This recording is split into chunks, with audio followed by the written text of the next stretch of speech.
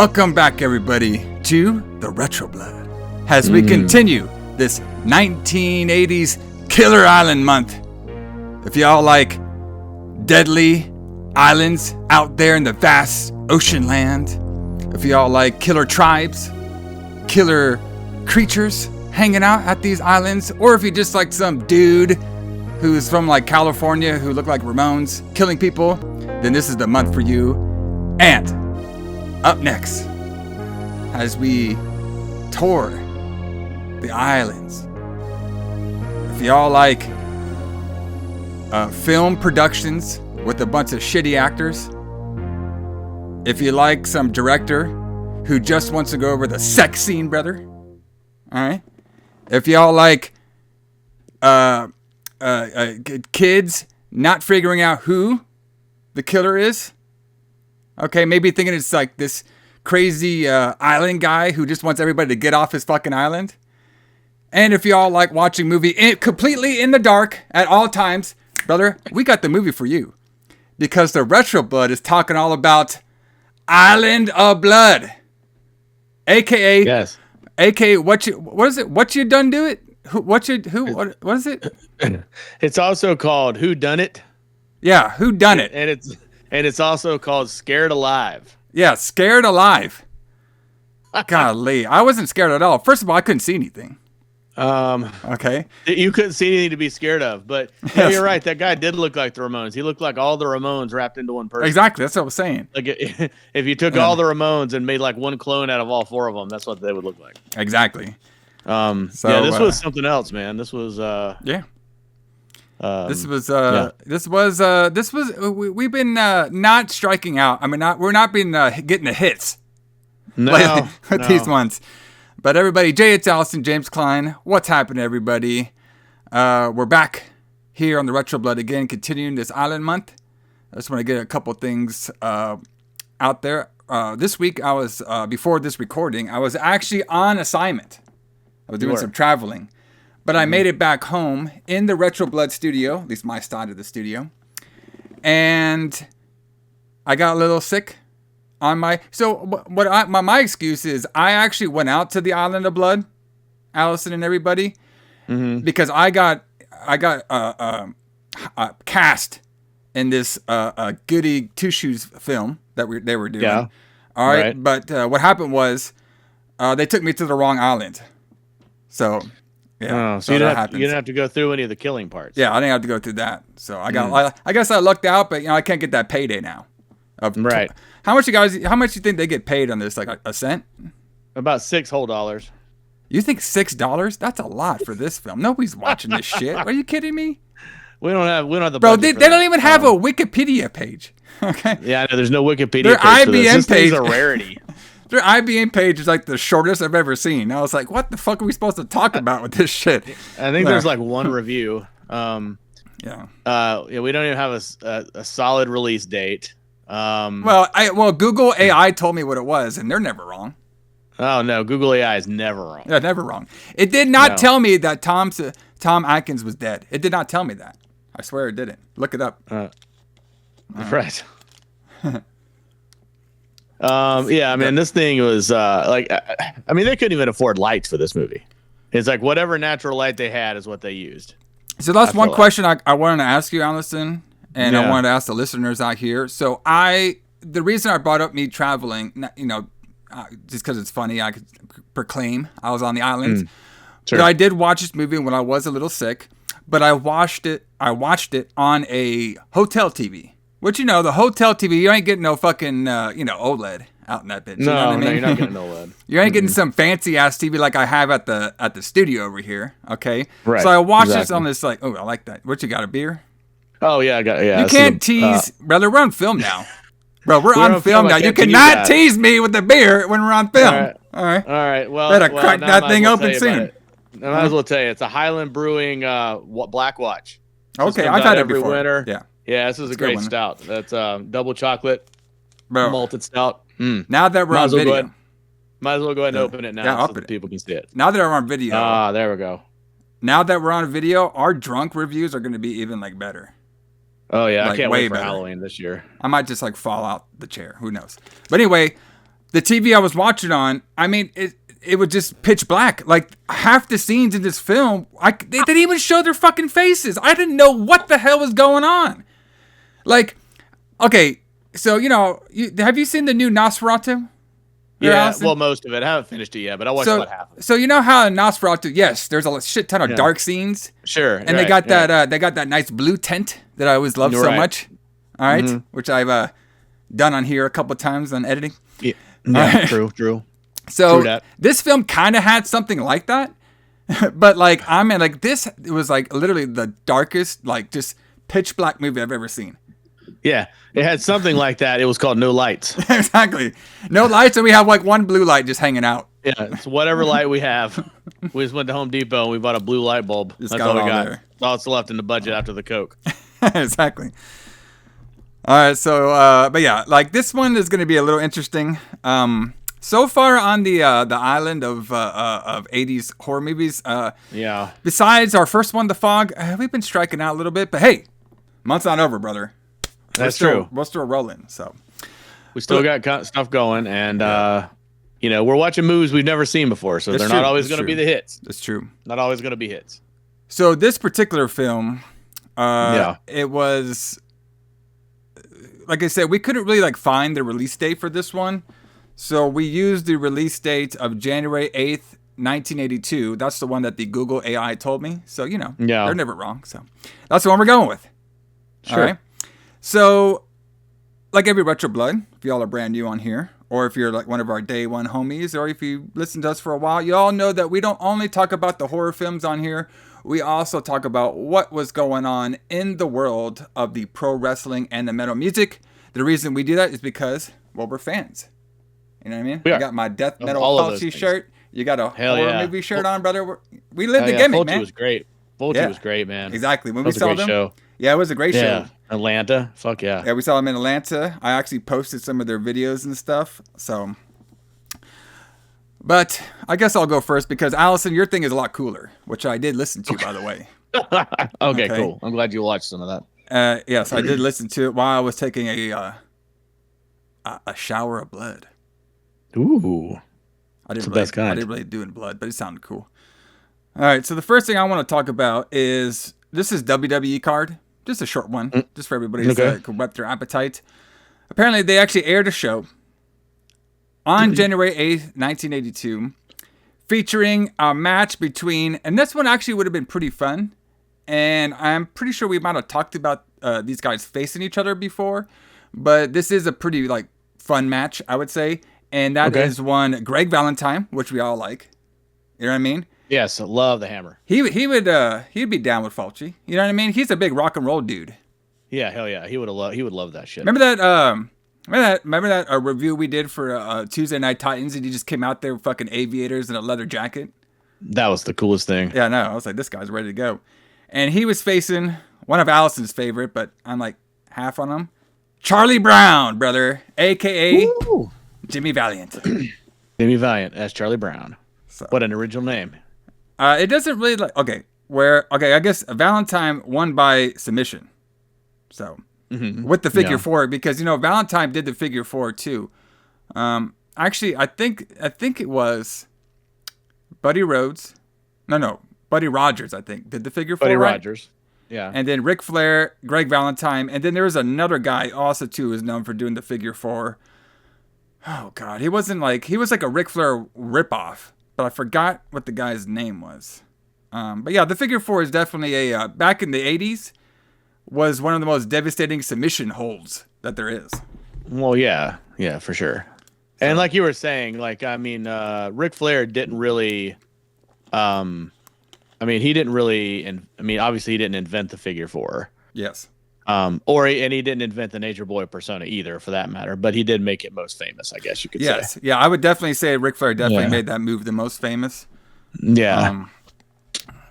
So the next match we have is Steve Travis. Any relation to Travis Scott, Alison? I have a feeling no, because Steve Travis is probably a better wrestler than Travis Scott is. I don't know, man. Apparently Travis Scott is a shooter. Is he? He's a shooter, well, apparently brother. he is, because he like smashed Cody in the fucking face with whatever. He's a dangerous man, brother. He is the new Man, most dangerous man. Travis Scott. They should never let him do that, but whatever.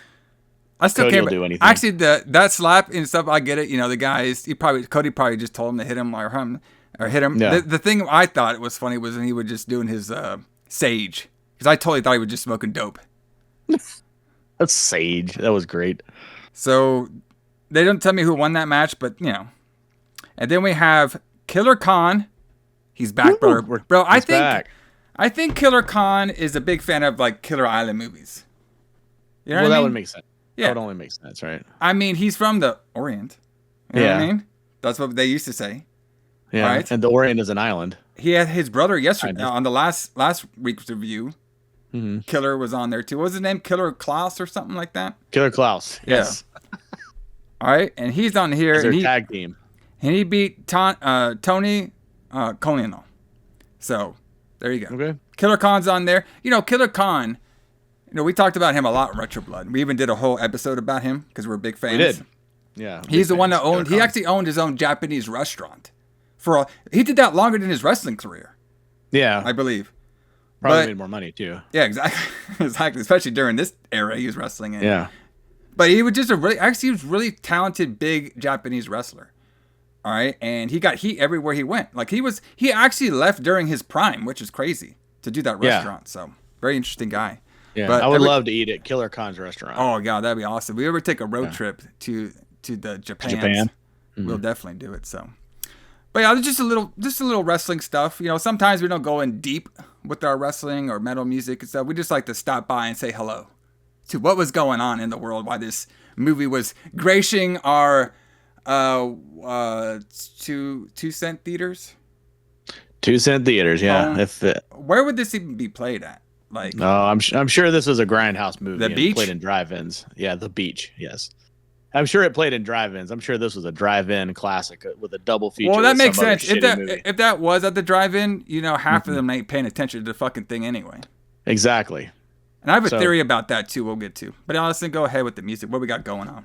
All right, man. So this was kind of cool. I've wanted to talk about this for a while, and it just so happened to come up during this week's episode. So we decided that the AI told us that the movie came out on January the 8th, 1982. Yeah, but so we're gonna assume that's true. It's true, because AI is wrong. Never wrong. So I want to talk about Black Sabbath again. So Black Sabbath in the 1980s doesn't get a lot of love, but yes, in the very early 80s, after they kicked Ozzy out of the band, they replaced him with Ronnie James Dio, who we talked about before. And Dio is one of the greatest metal singers of all time. I mean, I don't know how anybody could argue with that. And he had come out of Rainbow, which we talked about a few weeks ago on the show. And he had left Rainbow and he joined Black Sabbath, and they had made 2 really good albums. This one, they were on the tour for the Mob Rules album, which is more upbeat for Black Sabbath. So, like, as you're a Black Sabbath fan, so obviously that Black Sabbath's 70s material is more sludgy, slower, heavier type music. But by 82, they were writing more upbeat songs like the Mob Rules, Neon Nights. Those are all really upbeat songs. But they had been on tour for Mob Rules for a while in the United States. But starting on January the 1st, New Year's Day, they started December 31st, New Year's Eve. They had started a tour of the United Kingdom. And they had been on tour for about a week, and they played 3 nights in a row at Newcastle City Hall. And then on January the 8th, they were supposed to play in Edinburgh, Scotland, but the show was canceled for some reason. And I can't figure out why exactly, but the show was canceled. But that gives us perfect opportunity to go see Island of Blood on the day it comes out. There you go. And then we can continue our tour in Stafford, England on January 9th at New Bingley Hall, seeing Black Sabbath. So this era of Black Sabbath was, like I said, more upbeat, but it was also more theatrical. Like they, around this era, I don't know if you've ever seen the movie Spinal Tap. Yes. But around this era is when they started influencing the things that would happen in the Spinal Tap movie. Oh, yeah. And we've talked about it a little bit before when we talked about the Born Again tour, which was the next tour they did. Yes. Where they made the Stonehenge prop so big it wouldn't fit in the building. Yeah. And then the Spinal Tap version of that is they're making it so he writes 18 inches instead of 18 feet, and they make it real small, and it comes down behind him in the movie. But anyway, so in this, they started the theatricalness, and they had a giant cross in the background, and they had like fog, and it looked incredible. Like, did you watch any of that video that I sent you? So unfortunately, I was a little tied up driving back to the Retro Blood Studios. But on my shower, I did listen to it, so I didn't really get to watch too much of the video. It looked kind of grainy, but obviously 1982 quality. Of course. but I mean, my God, the audio though was fantastic. Oh, it sounds so good. Now a lot of that audio could have come from the live album. So I was going to get that. They did record a live album called Live Evil. Oh, okay. On this tour. And I actually have it right here. I have a prop to show everybody. Oh, nice. So I don't know if this will show up, how well this will show up, but this is I blocked my microphone. There you go. This is my box set for Live Evil that has it has the original vinyl versions of the album. It has a remixed version of the album, and it has an entire other show from the tour and a book and everything. But this album was recorded on that tour. Yeah. That looks fantastic. It's a great album cover. I mean, that right there, folks, is what an album cover should look like. Yeah, there you go. Like, if you want to sell records, make album covers that look like this. Yeah. But yeah. A robot Green Reaper looking dude on there. Oh yeah, Green Reaper robot. You got what's the back look like? Anything on the back? It just shows the sea coming off the Island of Blood. Nice. See, this is the Island of Blood that we're talking about here. Yes. So and this is the sea coming off of the island. Oh, so it kind of leads into our movie. Exactly. There you go. It does lead into the movie. Yeah, it does. There was nothing Black Sabbath about this movie at all. No, there was nothing Black Sabbath. It was black. That's black. There you go. That counts. It was black. That's about what we've got to say about this. But yeah, so I just want to talk about Black Sabbath for a minute because I mean they're one of my favorite bands, one of your favorite bands at the time. But yeah, so we'd been on our Black Sabbath tour, and conveniently our show for the night got canceled, so we're gonna go see Island of Blood. Yes. And we'll enjoy that as much as we would have. Yes. Unless we bought unless we brought some sweet dates with us, we would have been disappointed, brother. I guarantee that. We would have. Yeah, there was there was island in it. I don't know how much blood was in this, but there was some island in it. Well, there was a little blood, but you could barely see it. Who done it? Who done it? That's a stupid name. There actually is a funny story about that. Well, it's not as super funny, but it's semi-funny. But I do have to ask you a question, a little bit about Black Sabbath.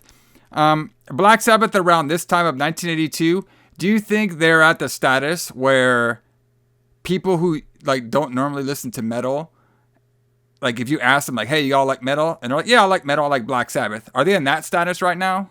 You know how Metallica is right now, if anybody asks, you ask a person, oh, do you like metal? They're like, yeah, I like Metallica. But before Metallica, I'm pretty sure that was Black Sabbath, right? That's true. Although they weren't as big at this era as Metallica is now. Yeah. I mean, Metallica they're playing football stadiums. I mean, that's incredible. Yeah, the longevity, that's absolutely fucking incredible. Yeah. But yeah, I mean, they were selling out arenas. Now this wouldn't last very much longer, another 2 years probably, and they were basically gone. Nobody was listening to Black Sabbath again. But at this point in '82, hair metal hadn't taken over. Yeah. There was still a lot of people most people probably knew who Black Sabbath was. I would say they were probably the Metallica of their era.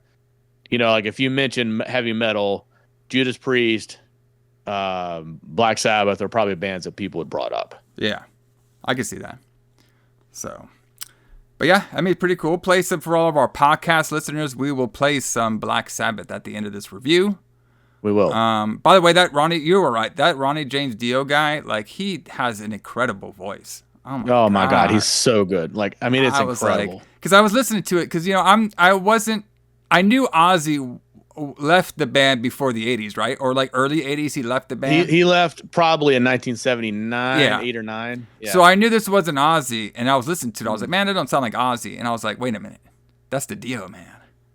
And the second song that he did on that oh my video, God. oh, that was fantastic. We'll probably play that one For all you podcast people, I love it. So. Hell yeah. But yeah, he only recorded 2 albums at this time with him. He would come back in the 90s at some point and record another album, which is also really good. It's called Dehumanizer. Nice. It's also a really good album. But yeah, it's incredible. It's just these 2 albums are definitely overlooked Black Sabbath classics. They're as good as most of the Ozzy albums, in my opinion. They're both incredible albums. I agree. Everybody check it all out. Check it out. So let's get into it. Mob Rules. Yeah. Yes. Who booked this shit? Who booked this shit, brother? God fucking late, man. I would just like confused of why this was even like made. Like, was this supposed to be like a cash grab or something? No, come on, man. Like, I thought it was horrible. I mean, I'm not saying it's good. I'm just saying that, people could like look at your movies and say, well, why was this made? Like, it was made because you wanted to make it. Well, yes. And I was trying to press a chick, brother. There you go. Well, technically, maybe he was too. Maybe the director was this Frank guy. All right. Yeah, maybe he was too. So this was directed by William T. Naud. Yeah. How do you say his last name? Naud. I say it's Naud. I don't know how to say. Did you say that old Naud? Old Naud. Bill Naud. I like it. All right. So apparently he is known for Girl in My Life, 1973. Okay. And Blackjack, 1972. And this movie. And that's all I got out of him. Yep. So there you go. That's what our boy Naud. Like I said, there wasn't any detail which I could find on the internet machine of why this movie is made. And I'm pretty sure there's like absolutely zero Blu-ray or DVD of this, at least that I was willing to find. There is. Vinegar Syndrome released it. Oh, they did? Okay. I don't know if they have any like specials on there or not, but usually if they did release specials, they would at least like put it in typing form. So I guess the only thing I really got was 2 things. First of all, the Whodunit, all right, was going to be the original title, but apparently they got like copyrighted. Really? And that's why they couldn't use it. I was like, over Whodunit. I had no idea that was copyrighted at the time. I was okay. Apparently they didn't either. And we have Jeanine Marie, okay, the actress who played Lynn. Mm-hmm. She's the one that's like, I think she was like fine at the beginning of the film, and then she randomly just showed up with the crutches. Yeah, did you read about that? Why that happened? Yeah, so apparently she broke her foot in a couple before filming. Before filming, before the start of. Okay, she broke her foot before the start of the film, and instead of recasting her or adding in an explanation for her injury to the script, the director just began shooting the film with the actress on crutches like nothing has happened. Right, they just didn't explain why she's on crutches at all. Exactly, she's just there. You know what I mean? Just show up on crutches. Maybe that's her thing. Nobody will ask. Nobody will wonder. So, other than that, I mean, let's see what else we got here. I got some fan reviews. Those are always fun. We might do a couple of those in a second. Let's see. Yeah, I was just trying to find something about this film, but I could just find absolutely fucking nothing. But let's just read a good old fan review. Okay. All right. So let me see the one off IBM. That's always the fun ones on there. Oh yeah, you're right. Syndrome. They have released it. Mm-hmm. All right. And you can actually buy it for about $25. There you go. Yeah. Vinegar Syndrome releases a lot of really obscure horror movies. Yes. They don't just do horror movies. They do a bunch of things. But they do a lot of really obscure horror movies. And they're really good at keeping stuff like that in print. So shout out to Vinegar Syndrome for that kind of thing. All right. So we have one review on here I could find off IBM. Stab me and boil me, which is the line that our boy said at the end of that tape. Yeah. Says the film crew. Oh, that fucking song. Oh, yeah. Sorry, go ahead. Most of it's just about, let's see. So very entertaining. I'm not reading the whole thing because some of it just breaks down the movie. Yeah. So he puts very entertaining and watchable slasher based on. Apparently, it's also based off a novel too. So I was going to talk about that. Yes. Actually. And who's this novel by?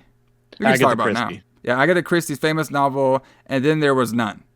Yeah. You just want to talk about it now? I might as well. Right. So I forgot to bring this up when we talked about Friday the 13th. Yes. But I have a theory about why this movie was made. So this movie came out in 1982. I'm pretty sure that Bill Naud decided that he wanted to cash in on the success of Friday the 13th and make a movie just like it. I can see that. Now, Friday the 13th is also loosely based on And Then There Were None. Okay. Which is a movie about these people who who get summoned to an island, and they think it's just random. Like, they think they don't know each other, but they're actually connected in a way that they don't know about. And there's someone there killing them one at a time. Okay. So Friday the 13th kind of took that formula, and this movie is more directly related to that formula. Now, he could have just decided he wanted to make a movie version of And Then There Were None, but I have a feeling with the success of Friday the 13th also using the same formula, that's probably, excuse me, I'm losing my voice like you. That's probably why this movie was made, if I had to speculate. Yeah, I can see that. Because, there was one scene where the director got stabbed underneath the bed, just like in Friday the 13th. Yeah, which also came from Bay of Blood by Mario Bava. I think that was taken from Bay of Blood. Of course it was. But yeah. Everybody always rips off our boys from the Italians. Yeah. All right. So this song, I guess there was a song on here, Face to Face. I guess that's the name of that dumb song that I played the whole time. Face to Face, yeah. The song drove me insane. Yes. Well, maybe that's the point, so I'll give him credit on that. But it was basically the same song, but every time someone would die, there would be a radio hanging from something playing a version of the song that talked about how the person just died. Well, yeah. It was really weird. You don't do that in your Ramones rip-off songs, Alison? All right. Wow, I don't write Ramones rip-off songs. Thank you very much. So this guy does say it's a fantastic and played about 100 times, so you remember it long after the film is over. Someone's killing our crew members according to the lyrics. The acting is flat. The night scenes are badly lit, and the script is routine. But after watching a suburban film, I enjoyed loopy final twist of Island of Blood even more. A generous 7 out of 10.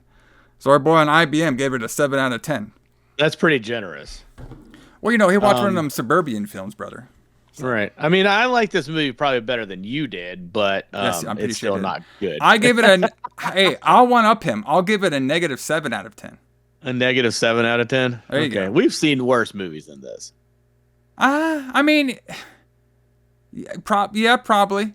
But I think the thing with me is, I don't mind the teenagers going to a remote place and getting killed by a mystery killer. To be honest with you, I think the Italians do that mystery killer a lot better than us Americans do. By far. They do, yeah. By far. They do. Like, it's not even a question. But the Americans are known for their slashers. So the problem with this one is not really a slasher because we couldn't see the guy the whole time. And I guess he was slashing some people. Okay? Yeah. But it did do the Friday format where we couldn't see the person. We get it. Okay? But what gets me is the inner dialogue. I just thought the dialogue in this movie was so stupid. Okay? It's so bad. Oh my God, it's so bad. It just took me out of it. It's like kind of like how we did the review from last week where half the fucking film was just drama until we get to the end. I mean, and I'm starting to notice that that's a very 1980s, early 1980s to about 94 format. Yeah. Which we just do a bunch of character building. If you want to call it that. If you want to call it that. All right, we're character building. Then we get up to the killing, which, listen, I am not Mr. I just need to go see gore, brother. You know what I mean? I'm not just you just walk in, I just want a bloodbath. Because I was thinking about my thoughts over here, I guess. I was thinking about this a couple of days ago, where I think we noticed the shift when we saw Friday the 13th, Part 4, the final chapter.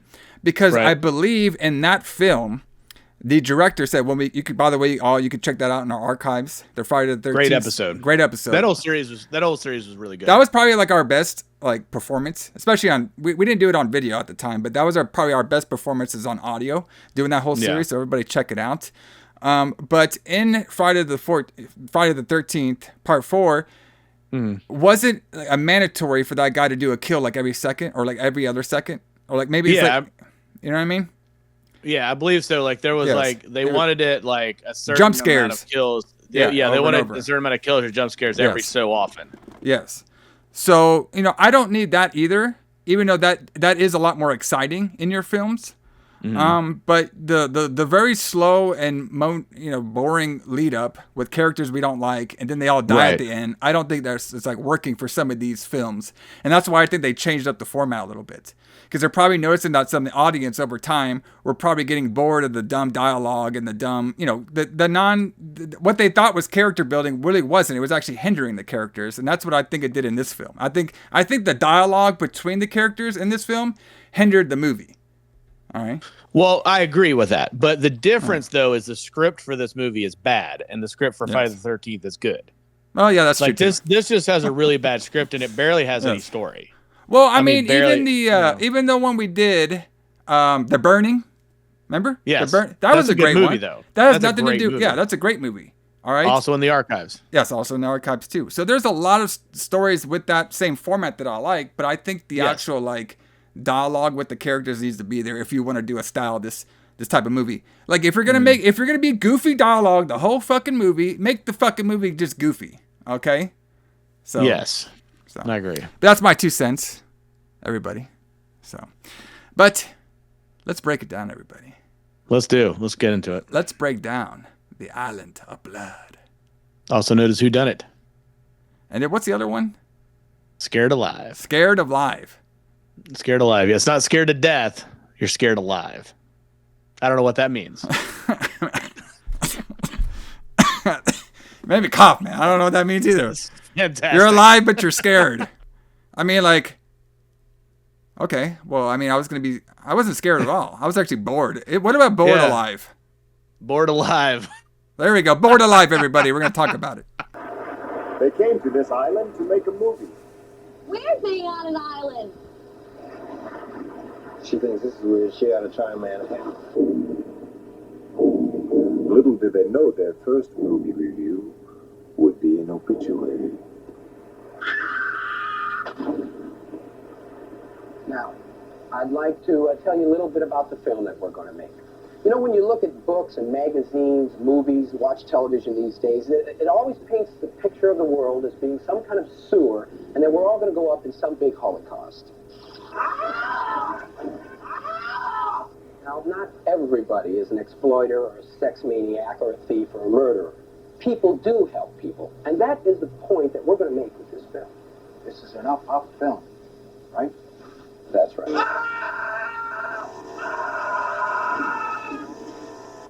Would you mind holding it down? Down as far as it gets.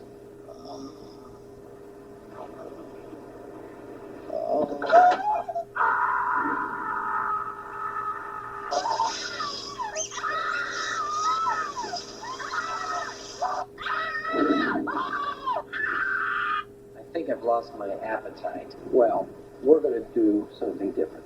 We're going to make a film that's very positive, has something to say to the youth, and makes a statement, shows them what is right with the world. What is? Can I take off my robe? I think I can get more of a beach feeling. More feeling? Sure.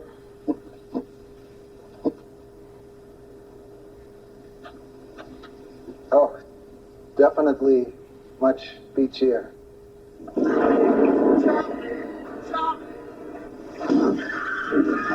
Fish. It's an up film, right? That's right.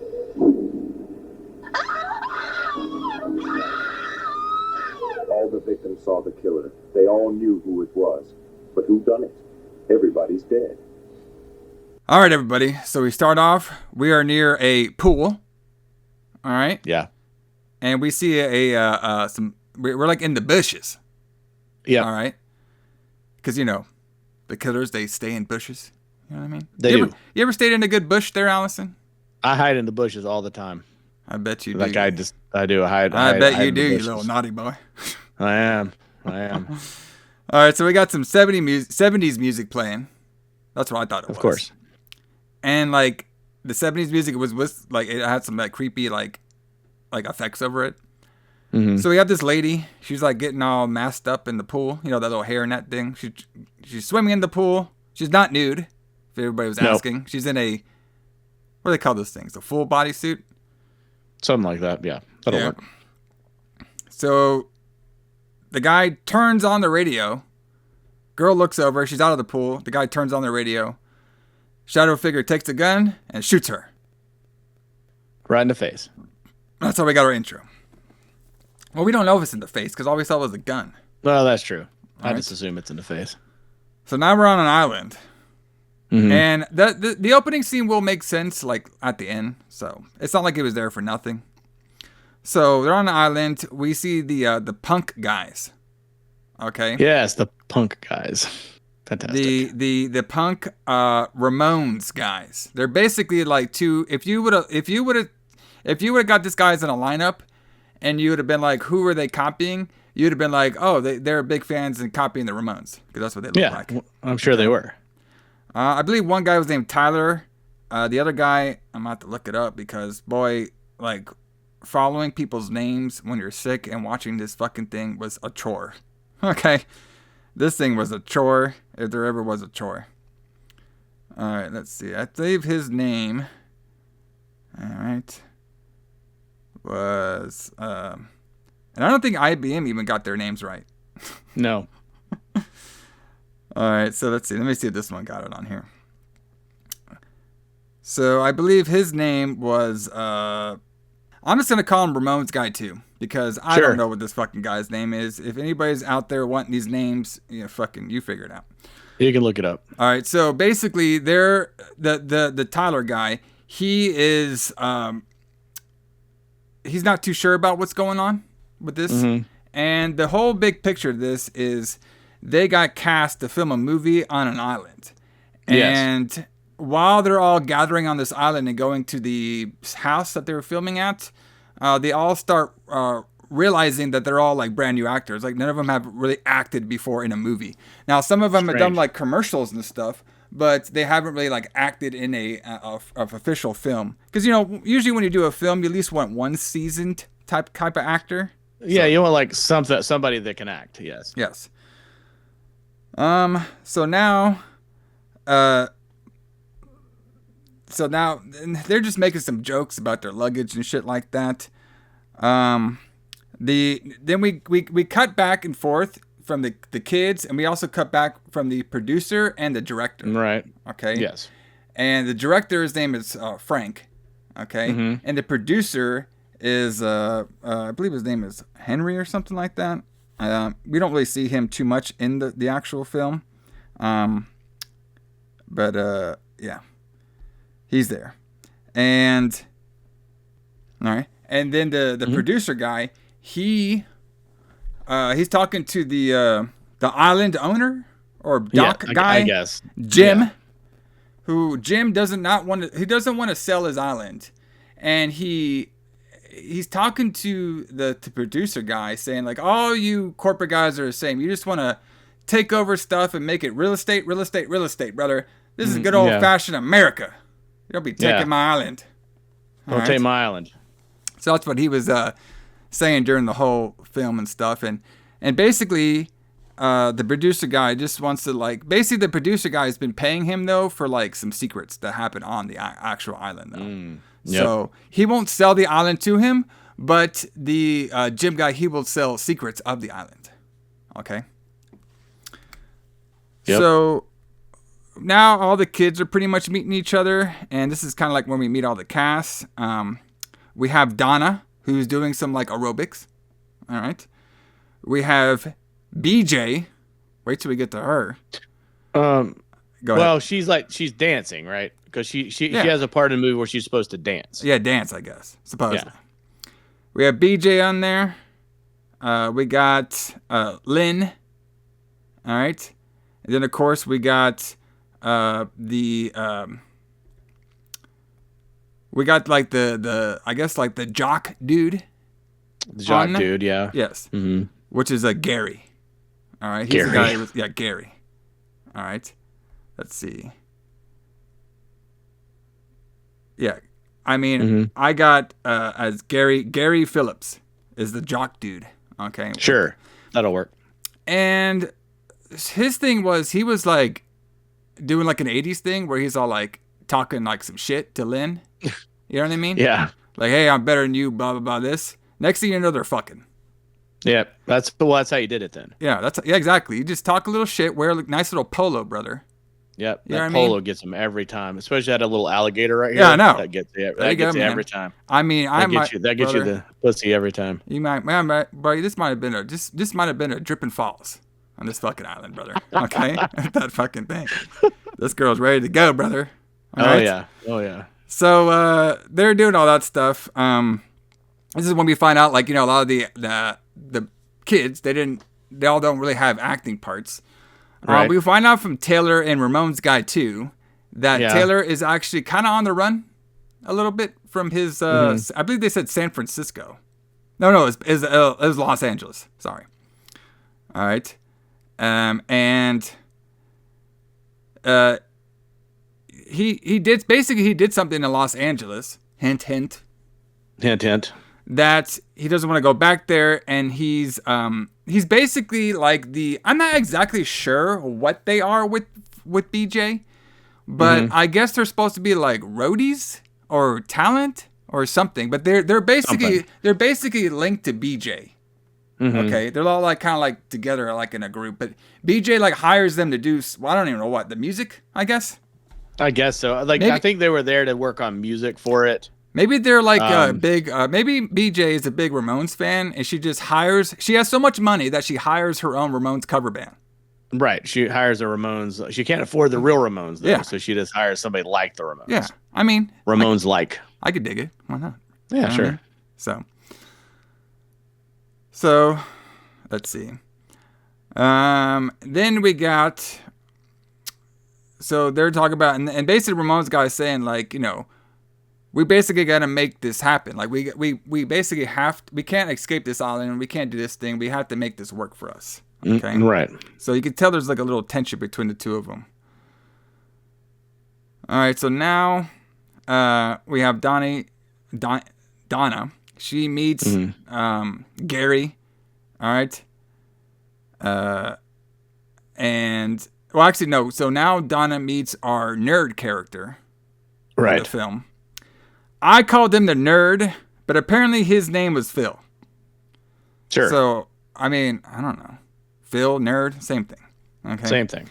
So they're talking about some of their backgrounds and stuff, you know, of her dancing and stuff, and then him, you know, just basically him. They were all kind of basically trying to figure out what each other's talents are. Right. Exactly. So because they're like we were saying, they're kind of suspicious a little bit of why there's no like seasoned actors here. Okay. Because they can't afford them, but yes, that's why. Excuse me. All right. So now Donna's walking around. She's walking upstairs. This is when she sees Gary and Lynn fucking. So she leaves. She walks and walks. And brother, we're starting to dark right now. So if y'all want to drink like Alison over there, when you hear us saying "in the dark," just drink. Yeah. You know what? I should have had This movie is as dark as my stout. It's true. It is. Yeah. Can't see shit at all. Yeah. No. So Donna's walking through this creepy hallway, and she gets attacked by a guy in a fake-looking melted Scream mask before Scream was invented. Yeah. And basically, all it was Phil playing around. All right. Yeah, because that's a trope from all these movies, right? It's like the whatever the there's always somebody playing a joke, just like in Scream. Yes, it was a similar character. So yeah. So they're just playing a joke, and he had a cardboard gimmick. All right.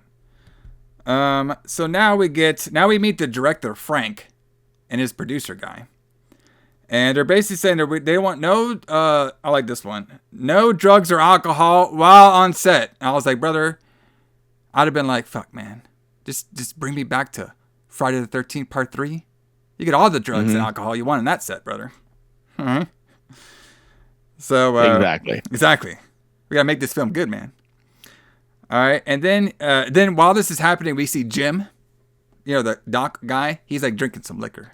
All right. Yep. Yeah, that's what you gotta do when you work on the docks. So they're basically saying they have a caregiver over here. He has the only phone on the island, but don't bother him. All right, which is Jim. All right. Mm-hmm. And then now the guy explains is that you like this one. All of these movies are about swearing and the Holocaust. All right. But I am making a different film of 1982. I'm making a positive film. A positive film. That's what this is. So apparently in this director's or producer's mind, there has never been a positive film before his film of 1982. No. So I guess all those Superman movies didn't count. They didn't count. They weren't positive enough, brother. They didn't have enough beach sex scenes, brother. Nope. Uh-huh. Nope. So he wants people helping people. We see now that our boy Gary, he is transferred to a red shirt, and now he's trying to flirt with Donna. He's trying to get more ass. You know what I mean? So. Yep. And now he's saying that where's his Mrs. Betty Jean? She's going to be the real hero of the film. And basically this film sounds like it sucks, but this film also sounds like Black Roses in a way. Okay. So he wants the film to basically be about a school putting on a rock performance, okay, to get the school is basically funded. And that's what the whole movie is going to be about. And apparently the Betty is going to be like the main driving force behind that movie. And I was like, I think the only cool high school rock performance I've ever seen was in Black Roses. Yeah, that was awesome. Yes, a very early Retro Blood review. Check it out, archives, everybody. Yeah, back before we had our better audio. Better everything, man. So that's some old school right there, Brian. That was old school right there. Old. Yeah. So now the director, he asked for Betty, all right, and he's hoping everybody will do a wonderful job. So we have all the girls. They're reading the script. They all think it's horrible, which I think this movie is already horrible. And then she's all asking, like, why does a school rock band have to use a barn? Okay? Like her father's barn. I was like, I guess that's where they're practicing in. I don't know if I can know. So the director walks in. He's like complaining about all these kids not being like actors or something. All right. And then he's like, all right, I want to go straight to the beach scene. All right. So, of course, BJ, she is the one who's in the major beach scene. Okay. And then the guy's like, all right, I want you to read the beach scene to me. Okay. This is great. All right. If you may. Hope I can say it, even though I'm like a little sick. All right. Make love to me, Rick. No. I can't do this. I can't do this play. Okay, hold on. She's like, make love to me, Rick. I will not do this play unless you make love to me, Rick. So our hero, BJ, is sacrificing a high school or college rock play just so she can get some ass by Rick. Apparently. I wonder if a man wrote this one or not. Gee, I wonder, could it be? To be honest with you, I would have wrote that in my script. So I'll give them some credit with that. This was amazing when she's reading that back, and then he interrupts her, and she's like, "Oh, is it too much emotion?" And she has like no emotion in her voice at all. And then he keeps cutting their lines short. Cutting their lines, yes. This part was funny. I like this part. All the stuff that had to do with the director and BJ were like my favorite parts of the film. Other than that, everything sucked. Yeah, everything else sucked. But yeah, that was. So now the girl wants to go to the restroom, and then he's gonna change the script to just one line. Right. All right. So now the nerd Phil, he wants some food and liquor. And Jim's like, wait. All right. He's like, this Jim guy was also pretty cool because he was like one of those angry guys who's just yelling at people for no reason. You know those guys in horror films. It's like that one angry like, the guy that's always irrationally angry. Yeah, exactly. Just like on Friday the 13th. Remember we had the what's that boy? He's like, I hate this generation. All right. I don't want to mess with food drug freaks. Drug freaks. What the fuck is a food drug freak? I don't know. Like, is that if you eat too many like weed brownies? I guess so. Did they even have weed brownies in 1980? They had to. Absolutely. They probably like put some mushrooms in that shit too, brother. All right. So let's see. And then he's telling me, and then the guy was asked, then the nerd guy was like, "Oh, well, why don't you tell me a joke?" And Jim's like, "Don't fucking mock me, brother. I'll break every bone in your body, nerd." Nerd. Fuck yes. Jim. Where's he at, brother? I'm going to go meet him. All right, so now I put the nerd and Donna. They talk to the Ramones guy, too. Mystery name. Right. Might be Steve or something. I don't give a fuck. Sure. Ramones guy, too. And then Ramones guy, too, is like a downer. He started talking about, like, bombs on this earth and how we're all, like... I mean, he was grunge before grunge was, like, a thing. Right. Was Ramon guys too. So he was talking about bombs and how this world's going to shit, industrial stuff, all the stuff they always say. All right. Now we have the so now we're at the swimming pool. Okay. And apparently Ramon's guy too, after talking about conspiracies and bombs and shit, he just wants to take a nice little swim. Okay? Yeah, in a hot tub. He's going in the hot tub. Yeah. So, also too, Jim did tell us that they're having fish tonight. Yeah. Even fish though, is good. Do you count lobster? Do you count lobsters? I mean, I guess it's a. What do you just say, lobster? I don't count lobster as a fish. Lobster is. Well, he said we're having fish, but then he brought out, not to spoil it, even though I don't think anybody cares. Well, they care, okay, but they know what happened. Okay, he brought out some boiled lobster, but I never had. If somebody says we're having fish for dinner, I don't expect them to bring out lobster. Okay? No, because lobster's not a fish. Yes. But yes. So anyway, Ramon's guy too at the swimming pool. Radio comes on. He notices that the pool was boiling hot, so he's about to leave, but then he gets pushed in and then he gets melted. So it's our first death of Island of Blood, brother. Yep. And our first blood is melting. Yeah. Okay. Now we're back with the kids. They're all at the dinner table. Jim says, "Oh, it must have been an accident. That gate was locked for a reason." I love that. I love this whole line when he's like, he's like the pool gate was locked. It was locked for a reason. Yeah. And he's like, "Don't go in locking any locks." He was all like, "I guess what happened was the thermometer was broken. That's why the gate was locked. Shouldn't have gone in there." And it was so hot that it boiled a guy until he died. Like, I'm pretty sure a hot tub can't get that hot, but whatever. And then we had our tape recorder hanging from the tree, playing a song about the guy being boiled alive. Yeah, and then the one tape recorder did fall into the boiling hot, and it did survive. Yeah, it did. For some reason. It did survive. So yeah, somehow. So, all right. So now some kids they kind of want to leave. It's like, "Don't all of you kids leave until I'm done serving." And then he basically brings boiled lobster. Because we just had a kid boiled. Funny joke.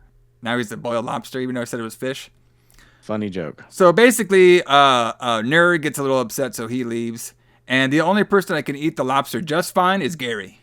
Gary's fine with eating the lobster. All right. So now Frank is saying, I wrote that guy out of the scene, the dead guy, so we don't have to worry about it. It's actually going to save us a lot of a budget. Yes. All right, my budget, brother. All right. Now Ramones, oh God. Ramones guy 1, a.k.a. Taylor, is playing the guitar. Oh, of course. Fantastic. Of course. He's alone playing the guitar. All right. Jim asks what So then while the guy's playing the guitar, the tape recorder comes on and starts playing. Of course. And Jim comes in. Is all like, "What dopehead is playing that music?" Dopehead. All right. So then we got the girls coming out there. They're trying to figure out what the noise is about too. Yeah. And now the Jim is just trying to find the tape recorder. Okay. And now the some of them also too kind of think that it's Taylor right now, like putting on the tape recordings. So he's been like a little bit of a suspect. So now Jim finds the walkie. All right. that I put in my notes was supposed to be in boiling water, but we did find out that there's like multiple tape. But this guy has multiple Walkmans. Is he the Walkman killer, or Alison? Sure, the Walkman killer. That would be a better name than that would be a better idea than what we actually got out of this. There you go. So now BJ, she wants a back rub. Sign me up, brother. We have some kind of there's some kind of joke in there which I didn't understand. I put in my notes, and then they complain about jokes, and then this damn movie. Okay, so Frank now gives Frank is there, all right, and he says like he's gonna give the girl a drink. I believe it's BJ, but he doesn't drink himself. He doesn't do that. Okay. And he said like he's telling BJ this actually. So BJ's basically she went to go find a drink. Frank had the drink. Frank then says, even though he's like pouring himself a drink, he's not gonna drink. Gives her the drink. All right. And he said basically, I don't care about that kid dying because it didn't bother me one bit because it actually saved me from my bottom line. And then BJ turns heel and she's like, I feel the same way. Ooh. Didn't see that coming. So our girl BJ, she's trying to work her way up to the movie industry. Yeah. Yes. So now we have the what was the song? Face Me or something now? What was it called? Something like Face to Face or something like that. Yeah. Next morning. So now we have the next morning.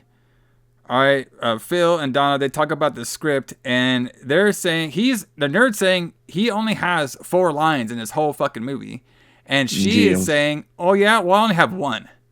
Yeah, because we reduced all your lines because you can't act. Yes.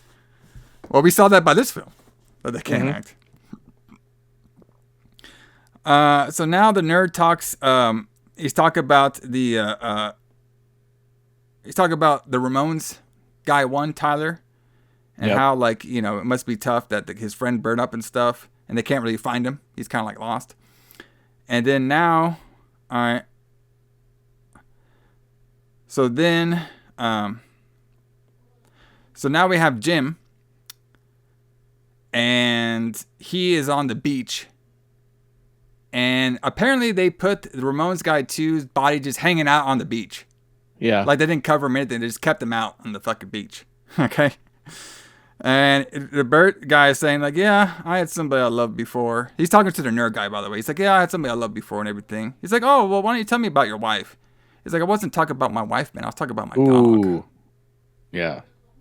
Talk about my dog, brother. All right.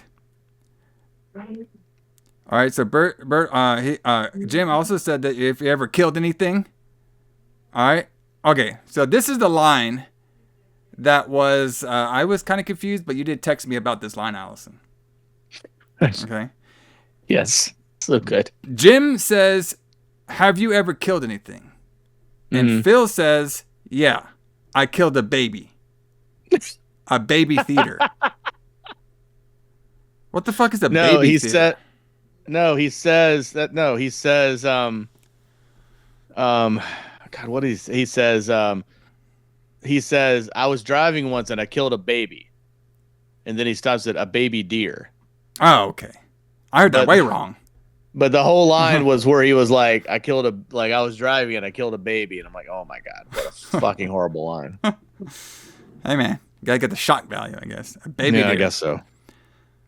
So now Frank is with BJ and he wants to go to the beach scene 76.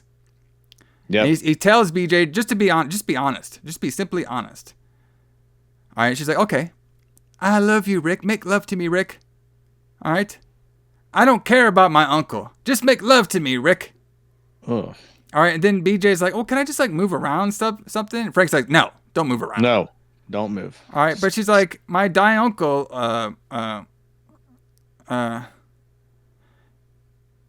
so she goes back into saying, my dying uncle, make love to me, Rick. And Frank's like, okay, I'm going to cut the lines down a little bit. She's like, but then she says like, you know, no, because he's like, I think I'm going to take out that dying uncle scene because they know who's going to be dying once they hear you talk. Right. Yes. Ooh. And then BJ says, okay, well, can I just get a little bit more comfortable in this scene? I think I could do a lot better if I can get a little more comfortable. He's like, sure, go ahead.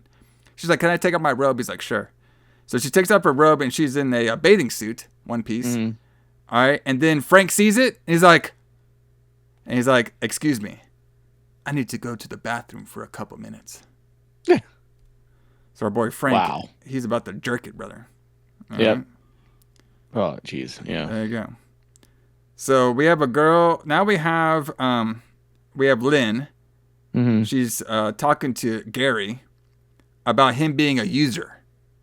He's just a big user type of guy. Well, no shit, right. Sherlock. I could have told you that one when I first saw the asshole. Exactly. He looks like the type. And then he's like, well, you are too. All right. And then now they're asking for where the hell is Taylor's Walkman at? So now they're trying to figure that out. And then she said that she found this one at the bottom of the pool. So you're telling me at a hot boiling temperature that can burn a body, the Walkman would be working perfectly fine? Sure. Yes. They made of course. They made shit different back in the 80s, man. I guess so. I guess you could submerge a Walkman underwater and it still work. Yes. So now Donna, go ahead. I was gonna say water's so hot that it would kill a human being. Yeah, but it's a Walkman, brother. Made of a Walkman, made of that 1980s materials. Yes. Yeah, Sony made that shit. It's the best ever. There you go. It'll last for everything. All right, so now Donna has a problem with the script. All right, and then now you don't say. I've got problems with the script too, but yeah, we have multiple problems with the script. And the producer and all of them blow up on her, and then he leaves. All right, and I'm pretty sure the movie they're making is not any worse than the movie we're actually watching. Yeah, I mean it's probably on the same par, I would say. Well, there is a hidden movie, which I wouldn't mind maybe seeing that one. But the problem with their hidden movie that we'll find at the end is I don't think it's really going to be popular because you can't see anything. Fucking assholes. All right, so now they have now we see the radio and we're back on the beach and then a random boat just blows up. Yes. And they're like, "Oh shit, that's the producer." Okay. So the producer is blown up now randomly on this randomly blows up just to get him out of the movie apparently. So now Phil is talking to Donna about finishing the movie because the producer is a honky. So Donna called him a honky. Yes. Can we say that in 2025 now? Sure, we can. Doesn't she call him a fish face honky director? Yeah, something like that. Which I liked. All right. So she says, I'm going back to Buffalo. All right. He's like, well, how? And then Nerd's like, how are you going to get off the island? And then she's like, well, just go find me some tools. Okay? Yeah. All right? And basically, he was just trying to, get with her. And then she's like, no, go find me some tools first. Yeah. Okay? So then we have Donna. She takes a shower. Mm-hmm. Okay? And during her shower, mud comes on her. And then boiling water. Yeah.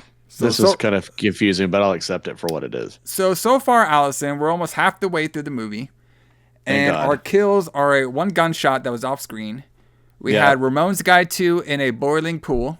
Yep. We had lobsters. I'll count them. And we had Donna all dying by water. Why isn't this like boiling water or blood or something?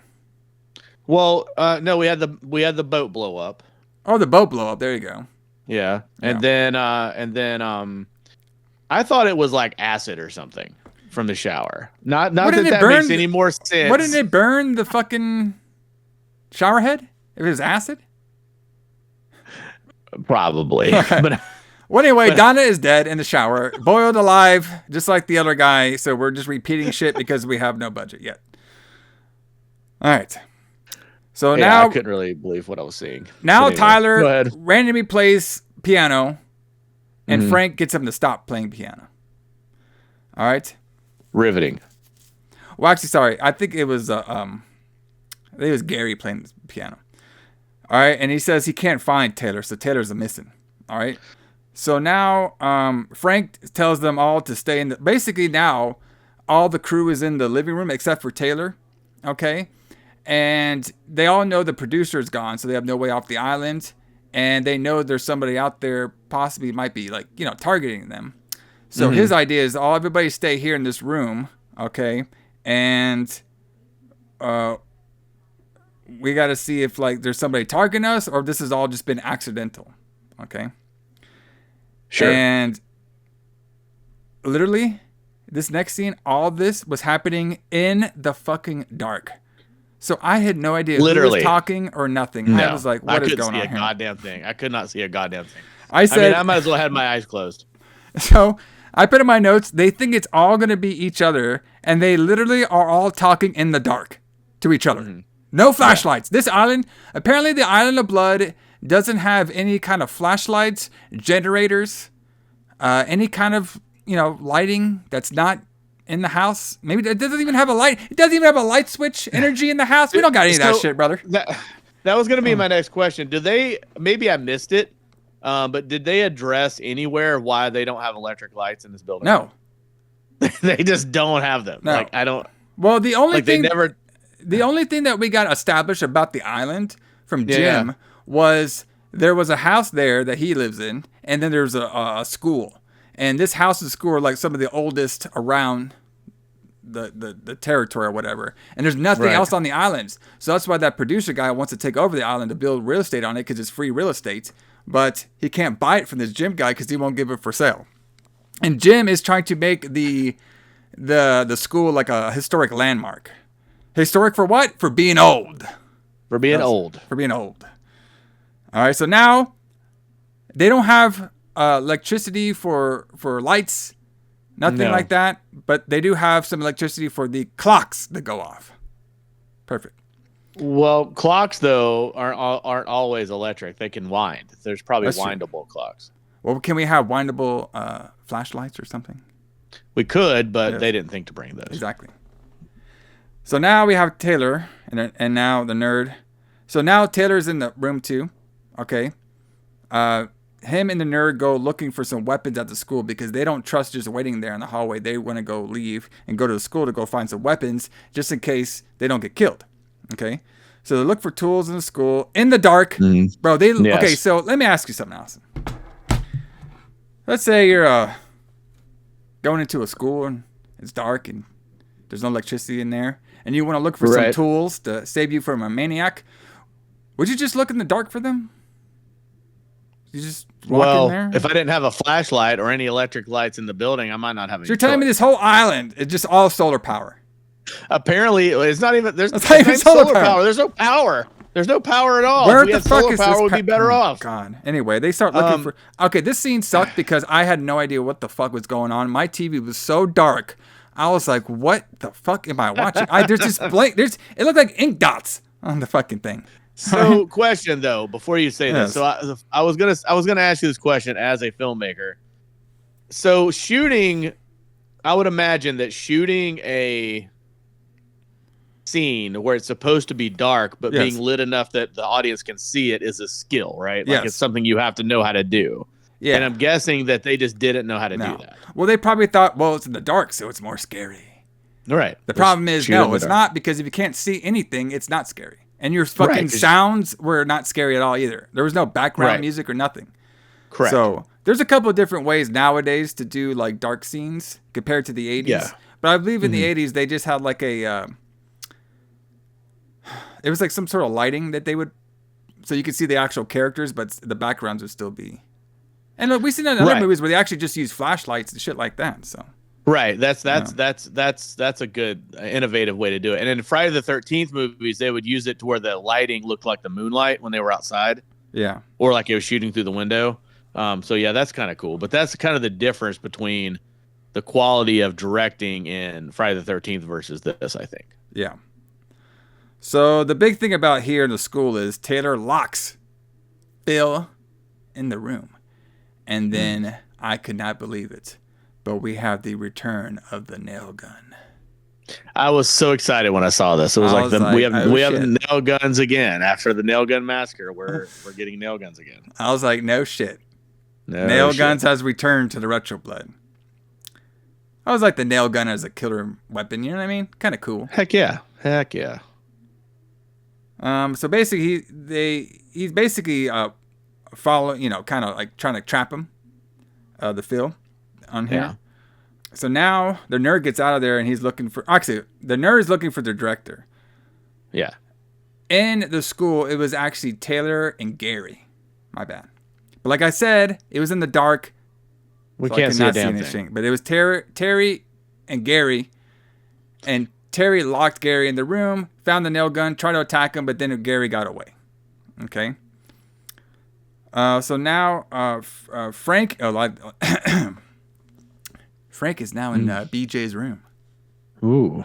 Says, he's all nervous and shit. He's all like, I think we should act out a scene. We should. And BJ... The sex scene. And BJ is the one. Oh, you mean the love scene on the beach? Ooh, yeah. And he's all like, yes, that'd be a good one. So you're telling me... Bro, you could not do this in 2025 films nowadays. No. A director trying to get some ass from his coworker ain't gonna work. No, never. That one's out the window now. Okay. Yeah. But I was just like, not only was a male writing the fake script, but a male was also writing this particular script as well. The actual script too. Yes. All right, and then no shit. This is what she says about herself. Mm-hmm. She's like, all you want is a cheap distraction. I was like, you just called yourself cheap? Damn, girl. Wow. And she's like, and he says like, forget it. I'm still going to make this film anyway. All right. And then BJ says, I'm scared, but let's forget about the acting. And she blows out the candles. Ready to fuck. All right. The Phil guy's still looking for director. He start hearing moans. And we see something that's supposed to be sex. What the hell was this? It was in the dark. So we can't tell. He's making a face like, looks like he's getting like gutted up the stomach. And she is just like not having fun at all. I mean, this had to be like the worst sex scene. You know, I'm cool with the, softcore shit and stuff, but this shit sucks. This was terrible. This is the worst sex scene I've ever seen. Golly. All right, so now we have BJ. So now they're doing it, right? And she gets up on him. And this is when we get the whole stabbing through the bed scene. So we get our Friday the 13th scene on this one. Obviously, the Friday the 13th scene was way better. Okay. Obviously. This one, Bob being in the dark was okay, but it sucked. So now BJ runs out of there. She talks to Lynn. She's upset because, all this shit is happening. Music turns on. Gary comes in. Gives Lynn the nail gun. All right. Because Lynn... First, Gary said, I'll go find Donna. But then Lynn's like, no, I'll do it. Okay, you're on crutches. What the fuck are you supposed to do? And then Gary's like, all right, no problem. Take the nail gun. Wait a minute. So you're giving the crutches girl a nail gun? Like... Yeah, it's like they didn't change the script to compensate for the fact that she was on crutches, which we know they didn't. Yes. She just was in crutches, and it's ridiculous. But anyway, basically, Gary says if you see Jim or Taylor, because he couldn't really tell which one was attacking him in there, right? So he said if you see Taylor or Jim, don't hesitate to shoot him with a nail gun. Okay? Sure.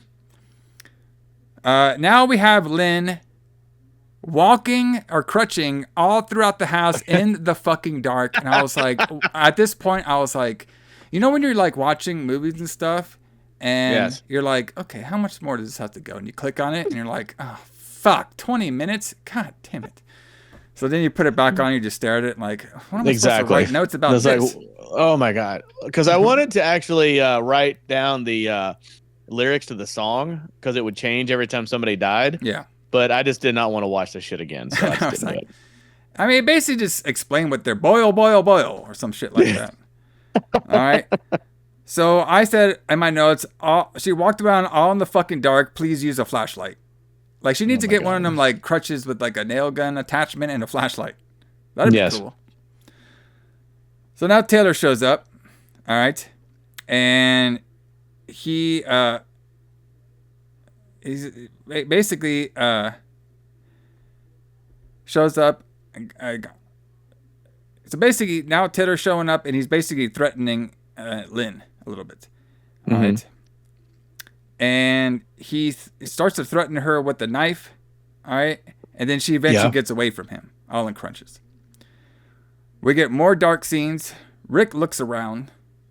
All right, and they ask BJ.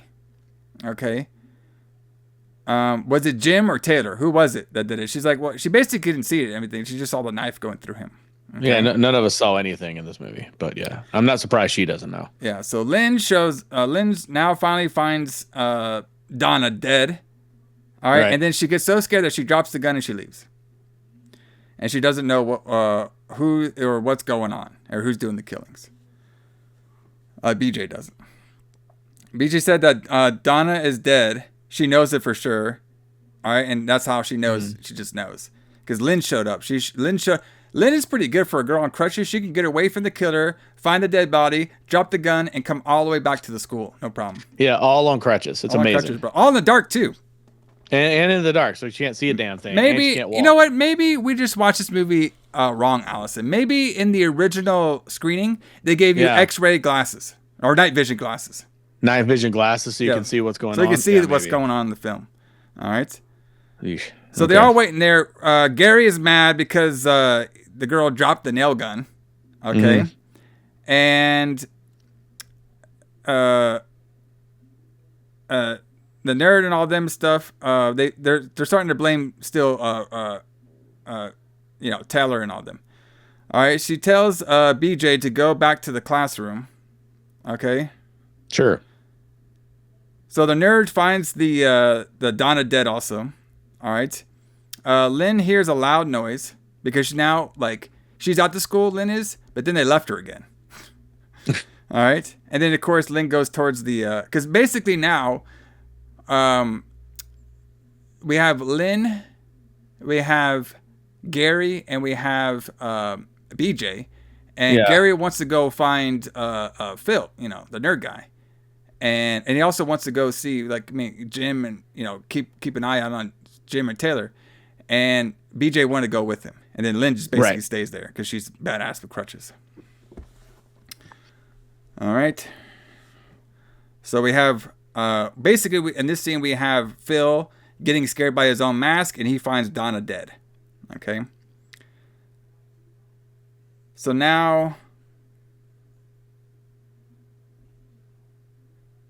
So now we have Gary, and him and BJ get split up, and he's running down, and he's in the forest now, and the killer attacks him, and the killer basically chops him up with a chainsaw. All right. Yeah, so we get a chainsaw death, which is kind of cool. Yeah, we got that going on. If we could see it. Yeah, we could barely see it, but there was some blood in there. Yeah, this is probably the best killing scene, at least. So now the nerd, I put in my notes, the nerd grabs something on the beach and wants to get off the island now. He grabs some sort of boat thing. I don't know what the fuck he grabbed. All right, all in the dark. Yeah. Well, I can't see it, so I don't know what it is. Yeah. Then I put in my notes, we hear that dumb ding dong song again. All right. The nerd now has the nail gun, and then the nerd gets attacked very easy by the killer. Yep. All right. And then we see some ocean by the night. So the nerd Phil is dead now. I think he just got attacked off screen or something. Yep. Maybe it wasn't in his contract. No, we can't afford to have all this killing, so they have to happen off screen. So Lynn's still hearing some noises. Doors open because of the wind. Door closes now. All in the dark. And then Lynn, gets nail gunned because now the killer now has the nail gun. Nail gun massacre. Get out of here, brother. 2. Yeah. We got Island of Blood. This thing made Nelgun Massacre look like a masterpiece. I know. So now Jim is now following BJ around with a knife. Yeah. BJ hides in the dark. There's a break the window happens. She's trying to find around in the dark. I put in my notes, she's trying to look around in the dark. All right. Now she's locked up. She kind of locks herself in a room. And then, of course, when she looks around, she sees a dead body in the dark, so she screams. Guess she could just see things in the dark. All right, then she starts running, and then she just runs into a bunch of the dead bodies, like Gary's dead body and everything. So BJ now asks she runs into the killer and is like, "Hey, do you want money? I can give you money. I knew that girl was rich. You know what I mean? Yeah. I'll get you money." And then we see Lynn. She's like nail gun on the forehead. All right, but then BJ escapes because she has some tactical experience, so she could see in the dark. Yes, she's like a Navy SEAL. Yeah, maybe she played one. Maybe she played a Navy SEAL who was humping on the beach. Right. That counts. So she gets some boiling water, brother. I mean, do we even need a knife, a chainsaw, an axe? No. Boiling water is the best weapon that you can have. This is like this in this movie. Boiling water is the most dangerous tool. You can at least 3 people have now been killed by boiling water. Exactly. So yes. And technically, the producer died on the boat, which was in water. Technically, yes, he died on water as well. Yes. So now she hides. She throws it on the killer, which is not Jim. Okay. And then she's running around and she hurts her ankle. Okay. Yeah. So then she's getting out of there. This is when she sees the half-dead Gary there. All right. So now Jim is there and he's about to stab her. So at first we see Jim. He's the one that was following her around because I believe Jim thought she was doing all the killings. Right. So that's why they were fighting each other. But now when BJ got away, Jim eventually got stabbed in the neck. All right. Mm-hmm. And then he shoots him with the nail gun. All right. Yeah, exactly. And then he dies with BJ escaping. So that's why we figured out it was Taylor, like right at this scene. Right. This is how we find out who the killer is. So now we're a completely different area. Cops are out the house now. It's during the daytime. Mm-hmm. So we can see again. Yes. They played the tape from Taylor. All right. It was if I can. You will. You may. I boiled them. I burned them. I chopped them in 2. I nailed them. I speared them. I stabbed them in 2. Nobody knows. Nobody cares. Because he is done. Because when he is done, nobody's there. Ha ha ha ha. End tape, brother. Boom. Definitely nobody cares. Nobody doesn't care. Yes. And that's it. That was our movie. Yes. That was the whole thing. That was insane. Yes. So now BJ said it was his voice. Okay. She's like, "Cop, did you know he was?" So the cop to BJ was like, "Hey, did you know he was a psycho?" Yeah, that's what. Yes. That's why I brought him on my crew. And that's what he put on his resume. That he was a psycho. Holy. What kind of cop question is that? Did you know he was a psycho? Like, that's why we brought him here to this deserted island to kill us all. So they eventually take her away. Okay. And then the realtor or the cop saying, "No church is going to want this place." No. So then we go back to a house with a swimming pool. And we see that the producer from the beginning of the film was supposed to blow up. Didn't. He survived the boat blowing up stuff. And guess what? Congratulations. And guess what? What? He's banging BJ. What a coincidence. Of course he is. This girl, all she wants is that Hollywood dick money, huh? Yeah. There you go. All right, it's like so Harvey now, Weinstein in reverse. No, basically. All right, so she goes into swimming. All right, that's how he slept and everything.